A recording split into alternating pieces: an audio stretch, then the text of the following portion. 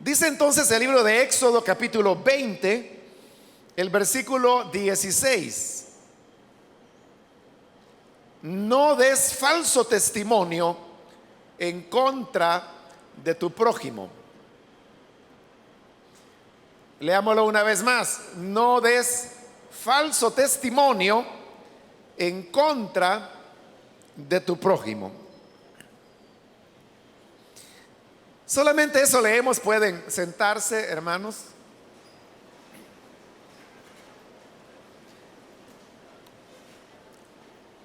Bien, hemos llegado ahora, hermanos, a la novena palabra de las 10 que forman lo que conocemos como el Decálogo, o con el nombre de los 10 mandamientos. Usted puede ver que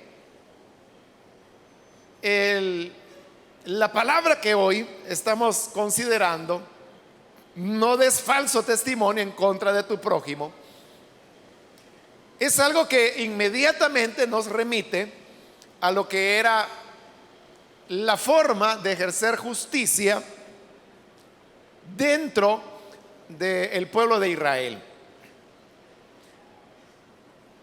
Hoy en día, cuando una persona tiene una demanda legal contra otra porque se ha cometido algún tipo de delito, existe un sistema que es bastante amplio y complejo, y que ahora echa mano de diversos instrumentos que no necesariamente son jurídicos, sino que muchos de ellos son criterios científicos. Elementos como las pruebas de ADN, huellas dactilares, exámenes periciales que se hacen en una escena donde se cometió algún tipo de delito.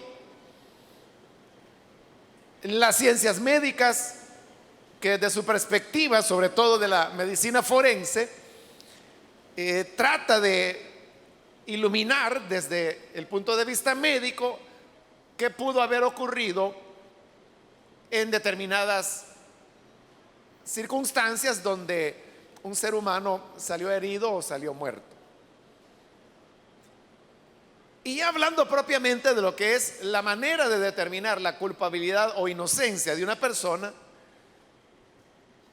ahora hay lo que se llama el acusado y el acusador. Pero al mismo tiempo el acusado tiene sus abogados, puede ser uno o más, y de igual manera la parte acusadora tiene su abogado o abogados, porque también pueden ser uno o más, y esto se desarrolla de acuerdo a ciertas normas, tiempos, plazos que la ley establece. Pero ese es ahora. En la antigüedad, y recuerde que aquí estamos aproximadamente por el año 2000 antes de Cristo, la forma de impartir justicia era mucho más sencilla. Como no se tenían todos estos recursos que he mencionado, entonces la culpabilidad o la inocencia de una persona se determinaba sobre la base del testimonio. O sea, lo que una persona pudiera decir contra otra. Y se daba algo que en nuestros sistemas legales simplemente no puede ser. Y es que la misma persona acusadora era la persona que era testigo contra el acusado. Hoy eso no se puede. Es decir, usted no puede acusar a una persona y al mismo tiempo ser usted el testigo o la testigo de que eso que usted le está imputando a X persona fue o no fue cierto. Los testigos tienen que ser ajenos a usted. Pero en esta época de la ley de Moisés no era así. Entonces todo dependía de la palabra. Y por eso es que bastaba con que una persona viniese y dijera: yo vi a tal o cual persona cometer tal o cual delito, y eso era suficiente. Y solamente había que ir ante los jueces, que no eran jueces profesionales, sino que lo que se buscaba era personas de sabiduría. Y como en Israel lo que se valoraba mucho era la vejez, mientras más edad una persona tenía, más valía su opinión delante de la sociedad. Es decir, lo contrario de lo que ocurre en nuestras sociedades. Porque en nuestras sociedades, mientras más vieja es una persona, menos atención se le pone, menos valor se le da a sus opiniones, porque se le considera de otra época, que ya está viejito, ya está viejita, y no va a entender ni sabe lo que está hablando, etcétera. Pero en Israel era lo contrario. Entonces, quienes ejercían de jueces no eran jueces profesionales, sino que simplemente eran las personas que tenían mayor edad. Por eso se le llamaban ancianos, porque eran ancianos literales, no de función. Bueno, de función, pero también de edad. Ante ellos se llevaban los diferentes juicios o temas que se quisiesen discutir. Entonces los jueces, los ancianos, escuchaban al testigo, y la palabra que el testigo dijera, eso era suficiente. Ahora, había ciertos delitos cuya pena era bastante severa. Eso lo vamos a ver cuando ya pasemos de estas 10 palabras y comencemos a ver detalles de la ley de Moisés.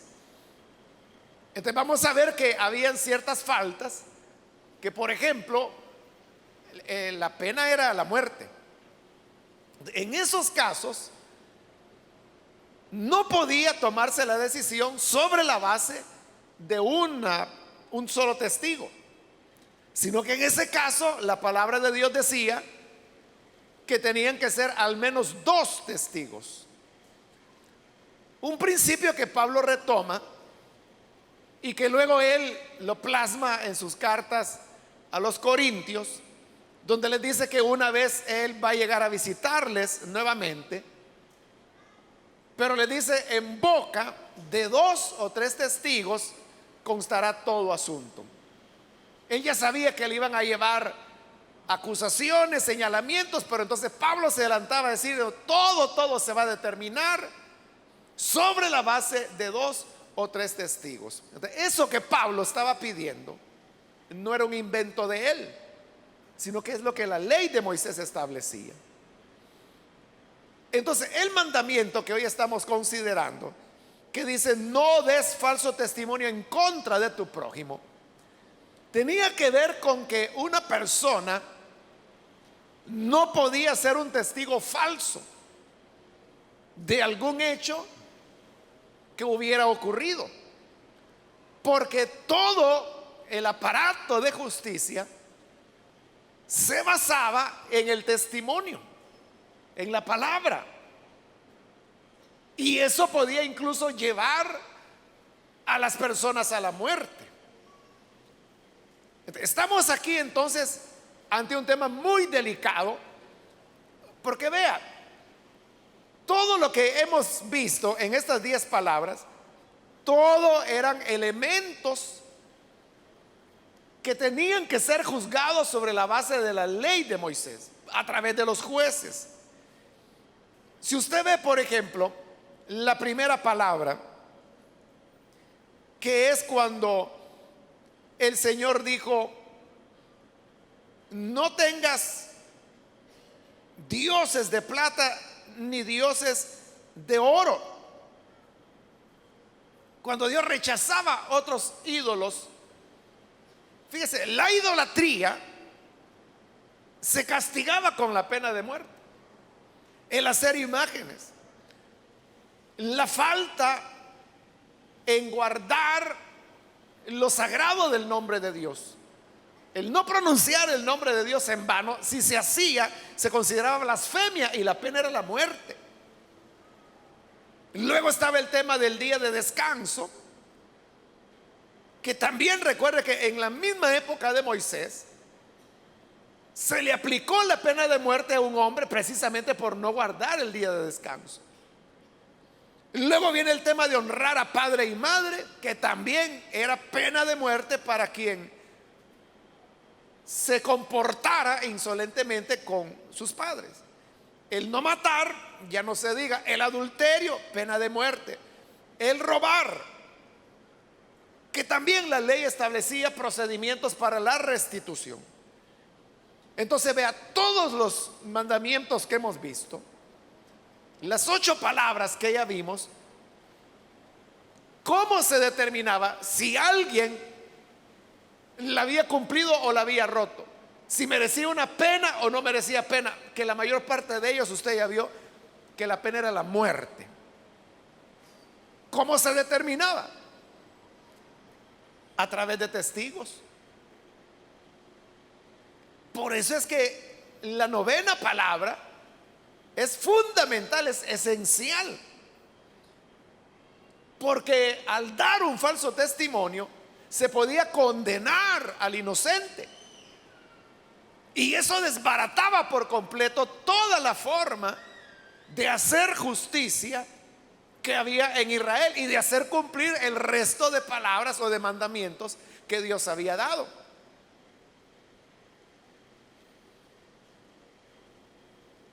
Hay ejemplos en la Biblia en donde vemos cómo, a pesar que el mandamiento existía, no se cumplía. Y le voy a poner 3 ejemplos. El primero de ellos lo hallamos en el Antiguo Testamento, que es cuando Acab quería tener la viña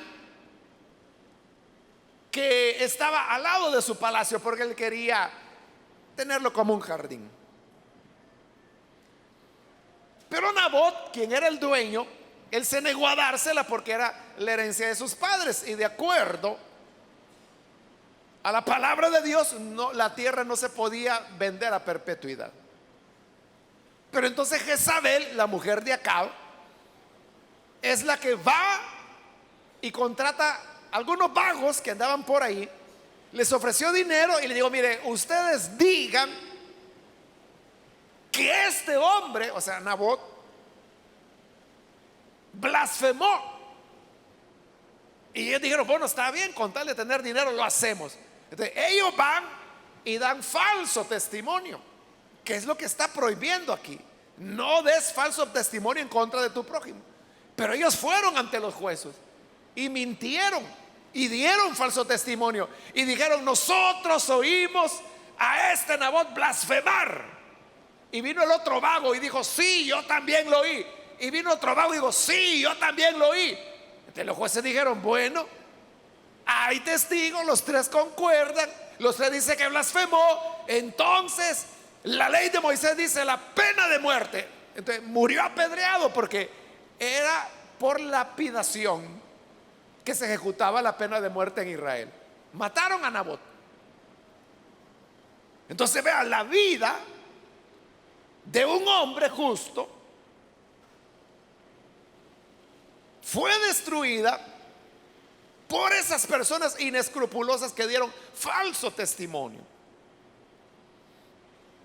Otro ejemplo que le puedo dar es el del mismo Señor Jesús. Las autoridades religiosas querían acusarlo. Entonces dice que buscaron personas para que dieran falso testimonio. Y llegaron, pero como eran falsos los testimonios, dice que no concordaba lo que decía uno con lo que decía el otro. Entonces eso no les funcionó a las autoridades, porque no tuvieron el cuidado que la malvada Jezabel sí tuvo al decirles: esta es la versión que van a dar, y le dieron una sola versión. Pero en el caso de los sacerdotes que fueron a contratar a otros vagos por ahí, no les dieron instrucciones. Uno inventó una cosa, el otro inventó otra, no concordaban los testimonios, pero estaban dando falso testimonio contra un prójimo, que en ese caso era el Señor Jesús. El tercer ejemplo es el ejemplo de Esteban, que usted lo puede encontrar en los capítulos 7 y 8 del libro de los Hechos. Como no pudieron refutarlo, la sabiduría con la cual él hablaba, entonces fueron y buscaron hombres vagos otra vez y le dijeron: ustedes vayan y den falso testimonio. Y así fue. Otra vez estaban dando falso testimonio. Pero hermanos, en la Biblia no solamente son esos tres casos que le he mencionado. Los he mencionado como una manera de ilustración, que qué era lo que prohibía el mandamiento. Pero la Biblia está llena de advertencias, comenzando por esta, pero luego continuarán en Levítico, continuarán en Deuteronomio, continúan en los Salmos, continúan en los Proverbios, aparece en el profeta Isaías, aparece en Oseas. Es decir, que por todos lados uno encuentra que Dios insistía una y otra vez en el tema de no ser falsos testigos o mentir diciendo un testimonio que no era verdadero en contra de una persona a la cual se le iba a afectar. Esa era la esencia del mandamiento. A eso se refiere. Claro, lo que está en el fondo de esa palabra es el tema de la mentira, ¿no? Pero si uno dijera que la novena palabra es no mentirás, sí es verdad, pero la palabra lo que está hablando es de una mentira específica, que es la mentira que se dice en instancias judiciales.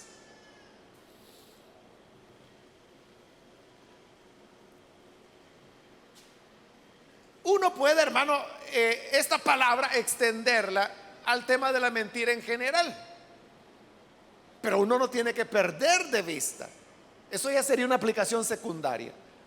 Uno no tiene que perder de vista que lo que el Señor está diciendo ahí es: no dirás falso testimonio contra tu prójimo. Y cuando habla de testimonio está hablando de un elemento puramente judicial.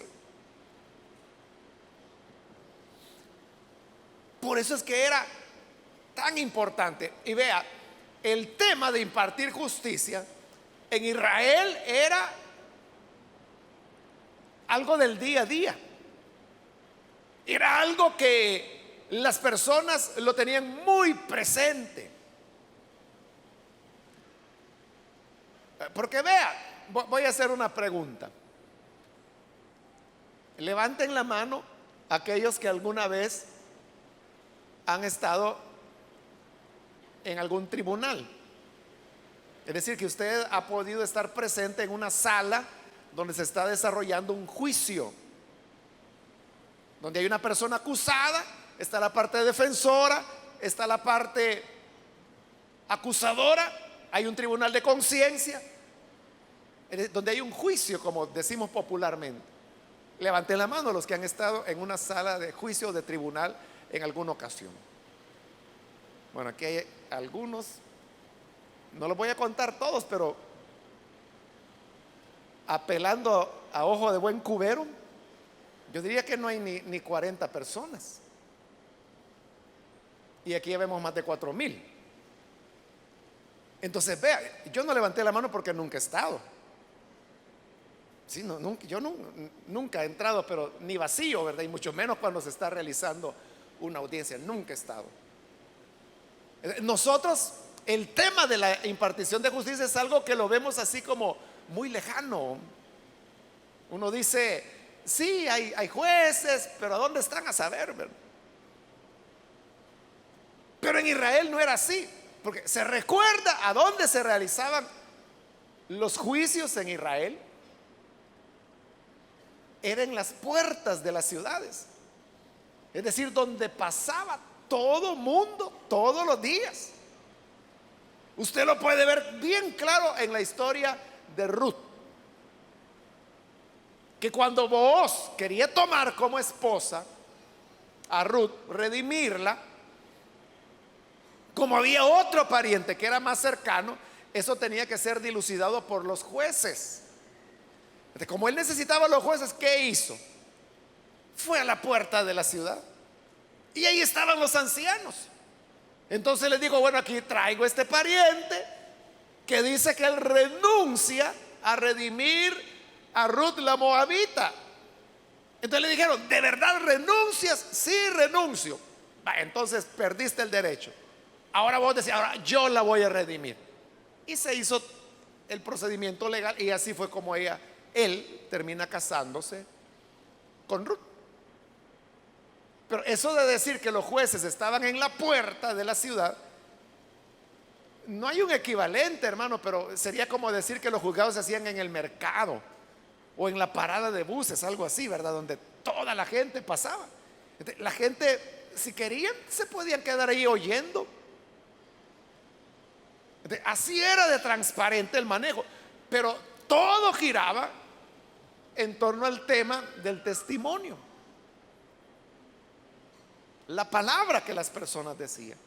Ahí no había huellas dactilares, ahí no había pruebas de metales, de buscar cabellos, rastros, y mucho menos pruebas de ADN. No había nada de eso. Lo que importaba era el testimonio.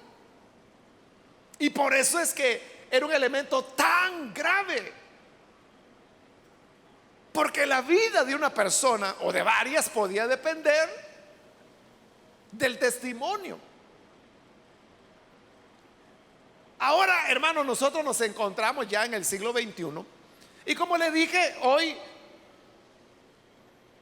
hay varias disciplinas que se conjugan con lo puramente legal para determinar quién es inocente, quién es culpable. Todavía hay ciertas cosas en nuestro país que no se pueden tomar como pruebas, como cámaras de video, fotografías, cosas así de ese tipo, ¿no? Que uno se asusta y se pone, ¿cómo es que eso no vale, no? Hubo un caso hace un par de años, hermanos, 3 años, algo así, de una banda que operaba con detectores de litio. Y como las baterías de las computadoras o de cámaras están hechas de litio, entonces con detectores de litio ellos iban a los parqueos y comenzaban a pasar el detector por los carros. Y cuando sonaba, ellos sabían que allí había una computadora o una cámara o un celular, no que todos usan baterías de litio. Entonces lo abrían y lo sacaban y lo robaban. Entonces estos ladrones, que eran como 4 o 5, algo así, ellos robaban en un parqueo. No me recuerdo si era Santa Tecla o San Salvador, pero en un centro comercial. Y ellos no sabían que había una cámara ahí. Estaban grabadas todas las veces que ellos andaban con el detector, abrían el carro, sacaban, ellos laptops buscaban, computadoras portátiles.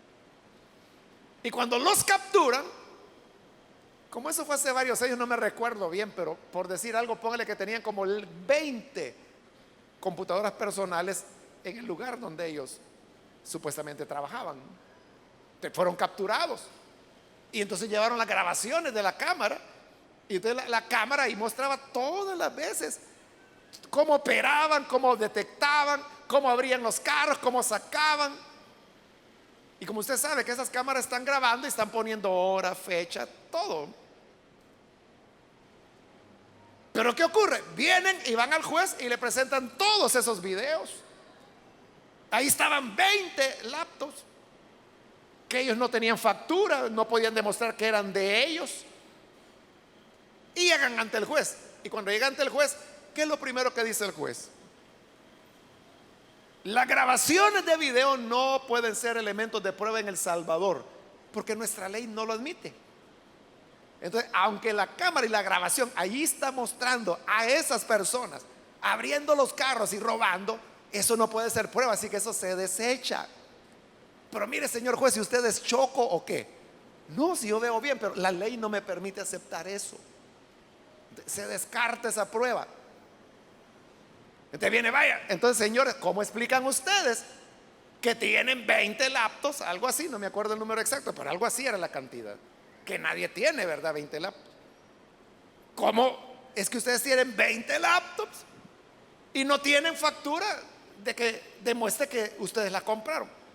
Dijeron que lo que pasa es que nosotros reparamos laptops. Estas son las laptops que estábamos reparando cuando la policía nos cayó. Pero ya van a llegar los clientes a recogerlas. Entonces, ¿qué? Libres. Los dejan libres y les devuelven todas las laptops. Entonces usted dirá, pero bueno, eso es una locura. Sí, desde el punto de vista de la lógica humana. Pero si uno lo verá desde el punto de vista puramente legal, no se podía hacer nada. No hay elementos de prueba. Y las cámaras, pues la ley no lo acepta. Por eso le digo, nuestras leyes pues están un poquito atrasadas, ¿verdad? Pero o está el tema, por ejemplo, que una grabación de una llamada telefónica usted no la puede presentar como prueba. Fíjese qué contradictorio, ¿verdad? Si usted recuerda, ese fue un tema de gran discusión, que si se autorizaban o no se autorizaban las escuchas telefónicas para prevenir el delito. Bueno, finalmente lo aprobaron, que sí se podía hacer escuchas telefónicas y grabar como elementos de prueba. Creo que fueron los Estados Unidos los que donaron no sé cuántos millones, se compraron los aparatos. O sea, hoy ya se puede hacer escuchas telefónicas, grabar a personas sospechosas, ¿no? Está todo el equipo, pero no se puede usar. O sea, el equipo sí se puede usar. Lo que no se puede usar son las grabaciones o las escuchas que se hayan hecho. ¿Por qué? Porque no se ha hecho la ley que establezca cómo se van a utilizar esas grabaciones. Aunque ahí se invirtieron ya millones, está montado, está ya aprobado, no sirve. O sea, las grabaciones que se puedan hacer no sirven de nada en el aspecto legal. Hoy tienen que trabajar en eso, que por cierto, ya hace 2 años por lo menos que no lo han hecho todavía. Ellos pueden tener las grabaciones. O sea, aquí está que fulano dice, mira, anda a matar a fulano, y está grabado y se sabe que es este porque es su número y que le está llamando a este otro. Pero eso no es elemento de prueba porque la ley no lo acepta. Hay que hacer la ley primero. Bueno, con todos sus defectos y con todas las virtudes que pueda tener el sistema judicial, el hecho es de que todavía en el presente el testimonio de las personas es fundamental. Por ejemplo, en el tema que hoy se llaman delitos contra las libertades sexuales, donde está incluido la violación, el estupro, exposiciones obscenas, tocamientos deshonestos y todos los delitos con sus agravantes que están contemplados en ese capítulo que se llama delitos contra las libertades sexuales. Antes, fíjese, se necesitaba un testigo. Si había una violación, se necesitaba un testigo. Y si la víctima decía, a mí me violó y fue este, no servía. Había que ver un testigo que dijera, sí, yo vi que la estaba violando. Bueno, eso ya se enmendó y hoy se acepta el testimonio de la víctima. O sea, si la víctima dice, me violó y fue este mengano, se acepta. Hoy es valedero ya, bajo esta nueva legislación. Pero vea la palabra. ¿Pero qué significa eso? Que puede haber una persona perversa, una joven, que pudiera ser menor o mayor de edad, y por afectar a alguien viene y puede levantarle un rumor de ese tipo e ir a los juzgados y decir, mire, yo vengo a denunciar a fulano porque me violó. Y como de acuerdo a la ley vale el testimonio de esa persona. Pero ¿qué estaría haciendo? Rompiendo esto. La 9ª palabra que dice, no des falso testimonio contra tu prójimo. ¿Por qué alguien podría levantar un falso testimonio? Por intereses, sobre todo, ¿verdad? Por dinero, por venganzas y qué sé yo, ¿verdad? La maldad del corazón del hombre. Pero eso Dios lo prohíbe. O sea, no puede ser. O de igual manera, si alguien comienza a imputar delitos a otra persona y eso es falso, está dando falso testimonio. Eso es pecado. Y por eso, hermanos, es que la ley contempla delitos como la difamación, delitos como la calumnia. Pero usted sabe que con todo y que eso por ley está prohibido, usted sabe que hay gente que lo hace. Pero eso es lo que la palabra de Dios condena. Dice, no des falso testimonio. Eso hablando del ámbito puramente legal. Entonces, ¿cuál es nuestra responsabilidad como cristianos? Nuestra responsabilidad como cristianos es la de decir la verdad. No dar falso testimonio. Porque quizá usted es un creyente y por alguna situación fue testigo que un amigo o amiga suyo comete un delito. Le detienen y como usted vio o vieron que usted veía, lo ponen como testigo. Pero como es su amigo, es su amiga, usted viene y cambia la versión. No para acusarlo, sino que para tratar de ayudarle. Y usted puede decir, no, sí es cierto, yo estaba ahí, pero yo no vi nada. Cuando vine a darme cuenta, las cosas ya habían pasado, pero yo no vi quién fue quien lo hizo. ¿Qué estaría haciendo ahí? Rompiendo la novena palabra, que dice no des falso testimonio. Es cierto que usted no está inventando una mentira, pero no está diciendo la verdad, que es otra forma de mentira. Bien, pero eso, como le digo, es hablando en el aspecto judicial. Si somos llamados como testigos,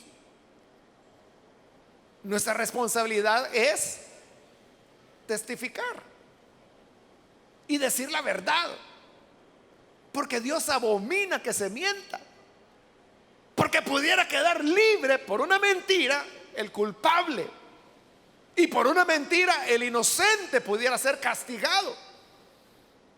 Hoy no hay pena de muerte, al menos en nuestro país. Pero una persona pudiera verse seriamente afectada. Con solo que se difame a una persona, se está manchando la imagen de esa. Por eso es que es delito la difamación o la calumnia. Porque aunque después digan, no, pues fíjese que era mentira. Sí, pero ya dañó el nombre, la imagen de tal o cual persona. Entonces nuestra responsabilidad es decir la verdad. Entonces vea, el evangelio, hermanos, no es solamente algo de iglesia, no es algo solo de canto, no es algo solo de Biblia, no es algo solo de levantar las manos y de orar. Está bien, pero ser cristiano es algo que se extiende a todas las esferas y que le lleva a tener que decir la verdad. Muchas madres que tienen a sus hijas menores de edad siendo abusadas por sus actuales compañeros de vida, no dicen nada porque el compañero de vida es quien la sostiene. Y cuando la niña ya no soporta y habla y capturan al hombre aquel, llega la mujer y dice, no, no es cierto, él no ha hecho nada, es que la niña nunca lo aceptó. Está dando falso testimonio. ¿Por qué? Porque lo que le interesa es que ese monstruo continúe dándole la comida. Y de seguro que va a seguir abusando de esa niña porque ya vio que no va a pasar nada, que siempre va a contar con la complicidad de su mujercita. El cristiano no puede hacer eso. Dios abomina eso. Porque Él dice, no dirás falso testimonio. Tenemos que hablar la verdad. Tenemos que ser testigos, pero fieles, reales. Y como la misma ley lo dice, decir la verdad, toda la verdad y nada más que la verdad. No añadirle más, sino que solo la verdad.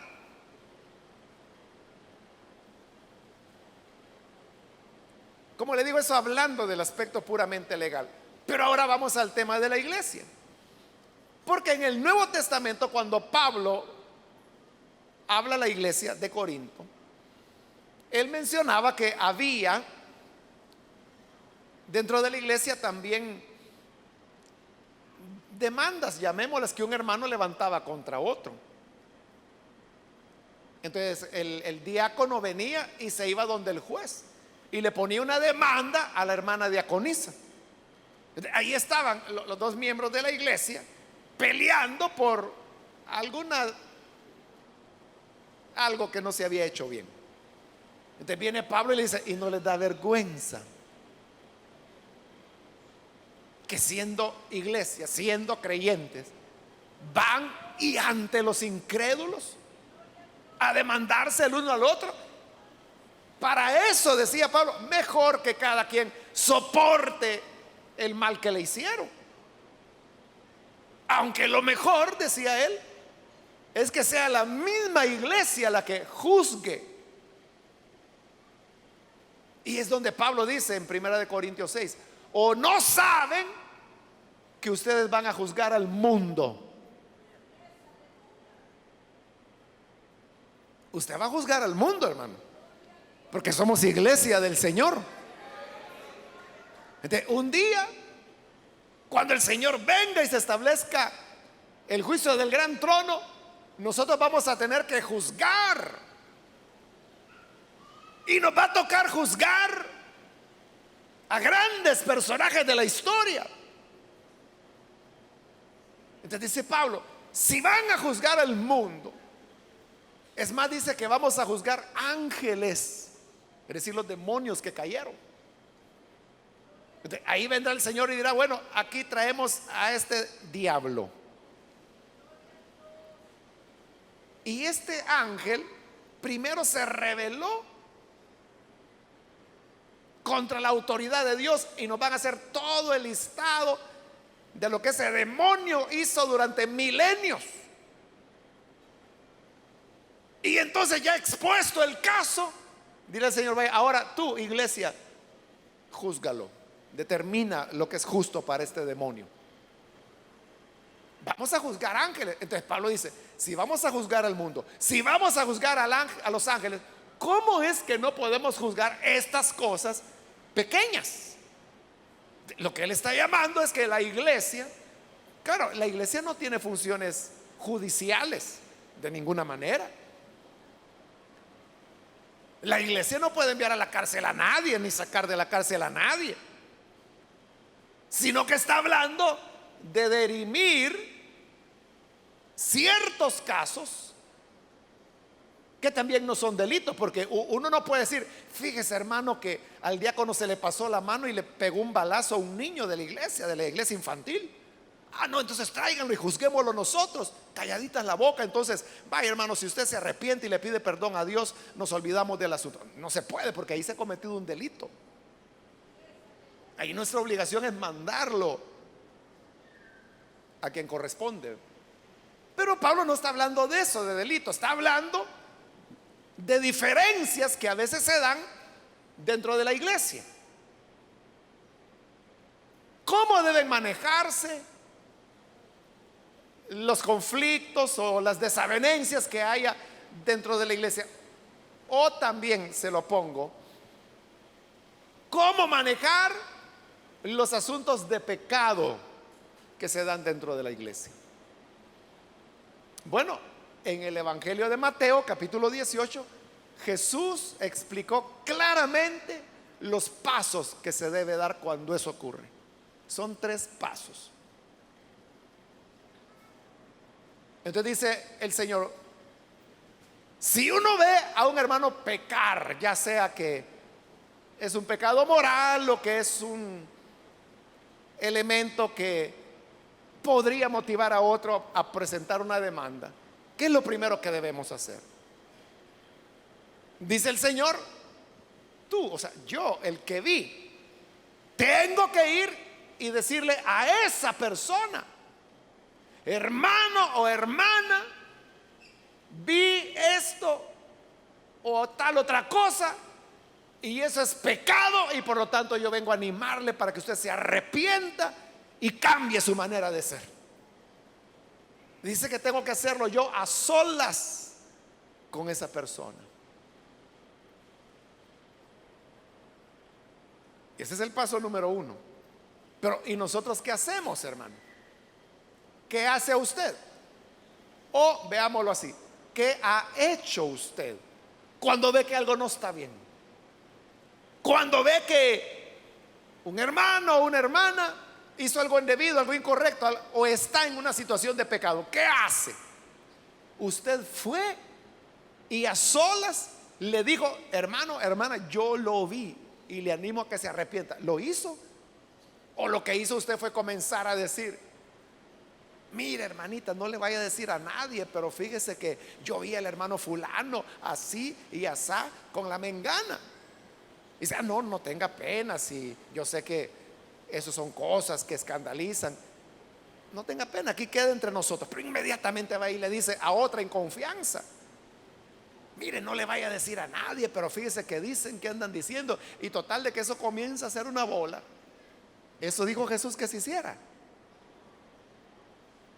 O hay personas que ven eso y entonces lo que hacen es que empiezan a enviar anónimos,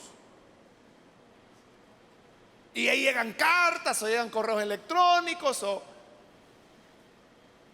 y entonces dice: investiguen a fulano porque anda en malos pasos. Yo solo eso les digo. Y firma nadie, o firma un hijo de Dios. Bueno, un hijo de Dios desobediente, porque no está haciendo lo que Jesús dijo que se hiciera, ¿no?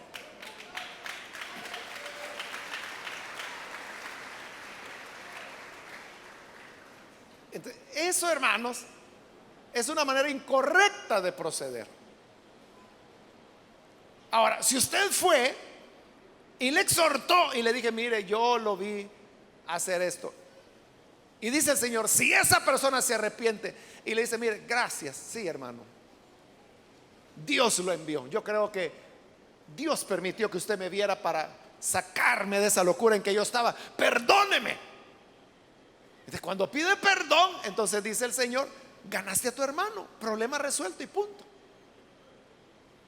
Y eso no, ahí queda terminado, porque si el Señor lo perdonó, ¿para qué usted lo va a estar sacando? Usted no puede decir: vaya pues, hermano, está bien, qué bueno que se arrepintió, pero acuérdese que de ahora en adelante le tengo la cola pateada. Eso no es de hijos de Dios, porque entonces más pateada se la tiene Jesús a usted. ¿O me va a decir que no tiene nada que el Señor le haya perdonado, ¿no? Pero si el Señor le perdonó a ese que se arrepintió, se acabó, eso no se vuelve a hablar.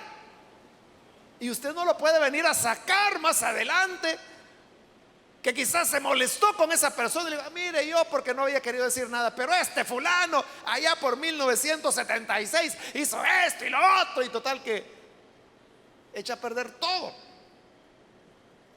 Pero ¿qué ocurriría si cuando va y a solas lo confronta? Pero ¿quién tiene que ir? El que lo vio.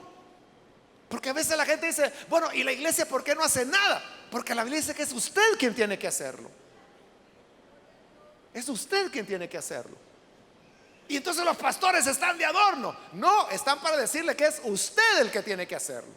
Eso es lo que Jesús dijo. Si usted lo ve, ve con él a solas, ve tú.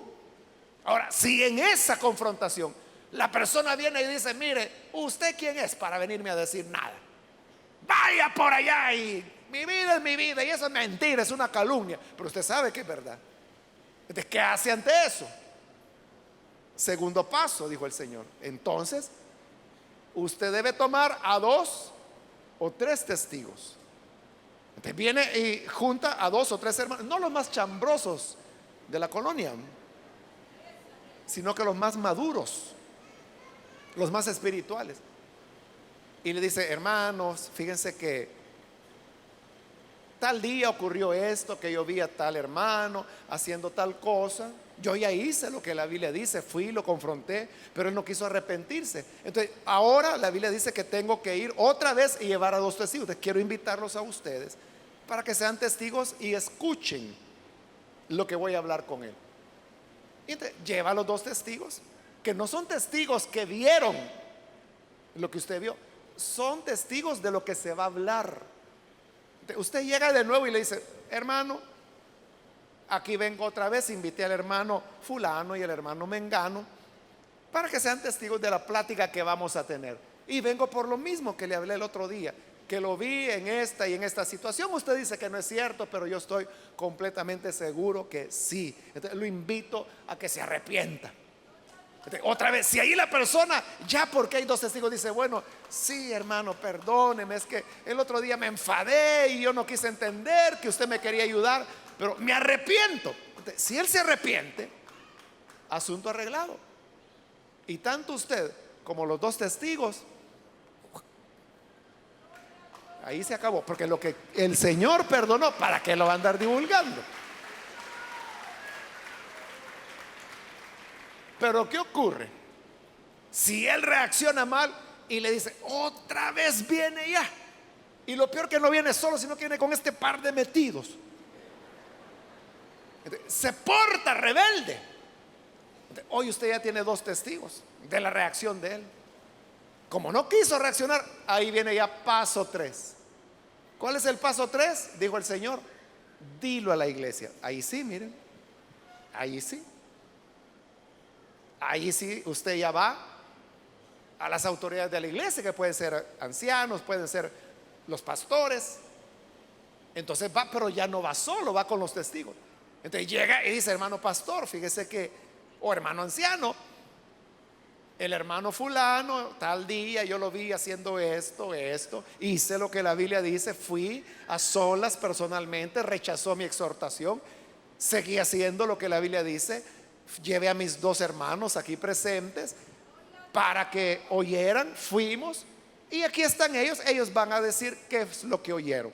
Y vienen los 2 testigos. Digo: bueno, él dijo que éramos metidos, que qué estábamos haciendo ahí, y no quiso arrepentirse. Entonces, cuando usted le entrega eso a la iglesia, ahí usted ya salió de responsabilidad. Allí sí, mire, si la iglesia, representada pues en el pastor, en el anciano, no hace nada, eso ya cae sobre la cabeza de él o de ellos. Pero usted quedó libre, usted cumplió con la palabra de Dios. Pero vea, eso es lo que la iglesia necesita para actuar.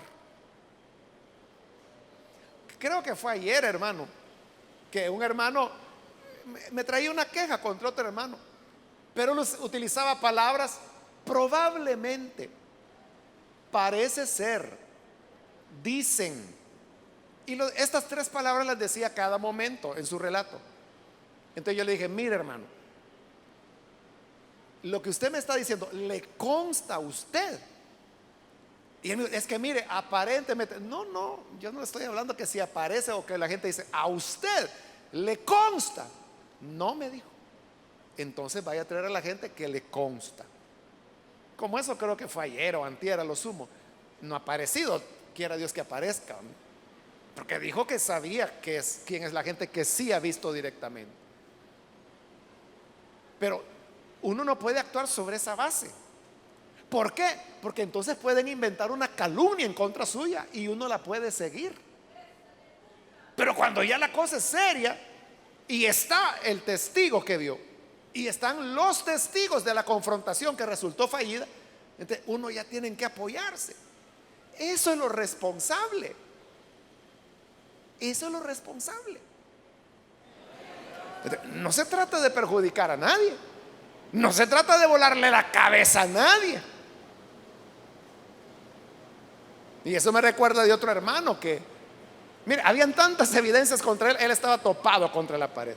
Entonces yo le dije: mire, esto y esto, ¿es cierto o no es cierto? Y él no se atrevía a decirme: no, no es cierto, porque era cierto. Y él no se atrevía a decirme. Pero al final me dijo: mire, pero si es que si yo digo, me va a volar la cabeza. No, le dije: ¿cómo va a creer que le va a volar la cabeza? Le digo: O sea, si yo nunca he sacado a nadie de la iglesia, los que se han ido se fueron porque no quisieron aceptar la disciplina que era necesaria. Normalmente no la aceptan, porque no aceptan el hecho de humillarse y decir, sí, pequé, me arrepiento, ¿va? Y eso es todo. Entonces vino este hermano y vaya, está bien, me dijo, es cierto, sí, yo lo hice. Entonces le dije, pero usted se arrepiente de lo que ha hecho. Sí, me dijo. ¿Quiere que ore por usted? Sí, vaya, oramos. Vaya, le dije, ya, lo abracé, Dios le bendiga, cuídese. Y que esto no vuelva a pasar. Y él se quedó sorprendido. Y no me va a hacer nada. No, si Dios lo que quiere es esto, que usted se arrepienta, que reconozca.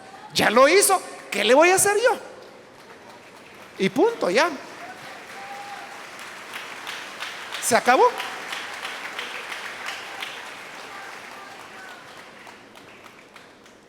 Porque eso es el objetivo, hermano. O sea, eso es todo lo que Dios quiere.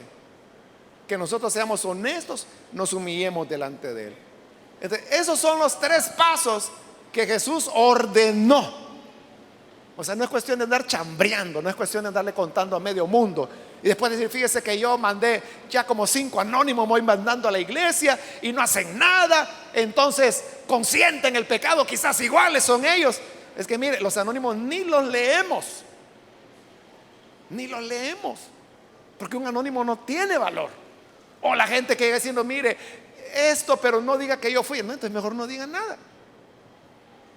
O mire, fue esto, pero no me vaya a confrontar con esa persona. ¿Y cómo no lo voy a confrontar si la Biblia me pide que lo haga? ¿De quiere que desobedezca la palabra yo? Si usted no la quiere obedecer, no la obedezca usted. Entonces, se necesita la integridad, porque uno no está en contra de las personas, no se está vengando ni haciéndole daño a nadie. Uno está defendiendo una causa, y esa causa es la integridad de la iglesia. Eso es lo que Pablo decía. ¿Cómo van ustedes a juzgar a los de afuera si a los de adentro no los juzgan? Ese es el tema. ¿Cómo vamos a señalar pecado en la gente de afuera si el pecado que tenemos dentro no lo juzgamos? Pero para juzgar el pecado de adentro necesitamos que usted, que vio, actúe conforme a las instrucciones que el Señor dio. Obedézcalo. Y si no está dispuesto a obedecer, entonces no diga nada, lo cual no lo exime de culpa, porque delante de Dios usted sigue siendo responsable.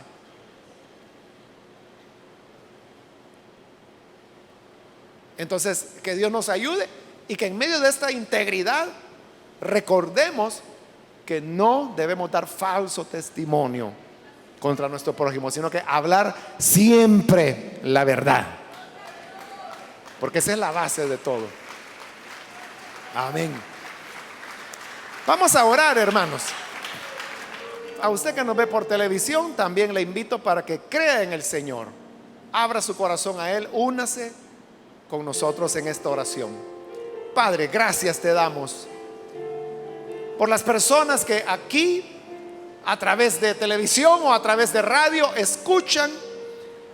Queremos, Padre, rogarte que en tu bondad tú puedas perdonar, lavar y producir el milagro del nuevo nacimiento.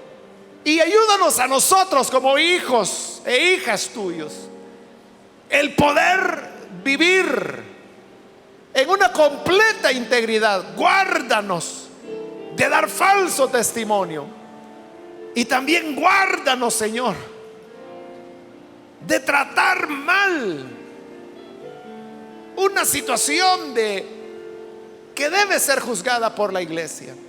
Ayúdanos a seguir las instrucciones claras que tú nos diste, que sepamos, Señor, obedecer tu palabra y de esa manera vivir como a ti te agrada. Que tu paz, tu gracia, Señor, sea sobre tu iglesia y que la verdad alumbre en medio nuestro. En el nombre de Jesús lo rogamos. Amén y amén. Bendito sea Dios.